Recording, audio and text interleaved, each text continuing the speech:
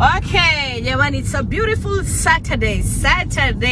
Ni mimi niliyokuwa mama wa nyumbani. Nataka nizungumze na wewe mwanamke unayenisikiliza. My dear, hivi unajua leo ni tarehe 19 mwezi wa 4. Mwaka unachapa lapa vibaya mno. Nataka tu nikuambie, kadri unavyosema nitafanya, nitaanza, unajichelewesha. Wakati sahihi ni sasa, my dear friend.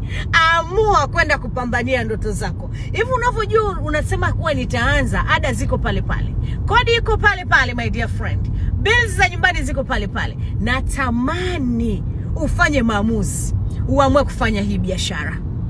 No matter situation ngumu unapitia, usipokuwa makini, hata mwakani utapitia hiyo hiyo. Sikuombei, lakini ukweli ni kwamba fanya maamuzi. Njoo nikufundishe biashara leo, nitoka katika mama wa nyumbani.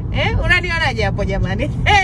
Bado sijafika, ila safari nimeanza, na ninaamini kupitia Mungu huyu anaoishi na kupitia hii biashara ambayo niko naifanya, nitafika kule ninapotaka. Ni mwanamke unatamani kupata kitu cha kufanya, njoo inbox nikuelekeze na tuanze kufanya kazi. Nahitaji watu tu ambao wako serious. Unataka kujaribu mambo? No, sio sehemu sahihi.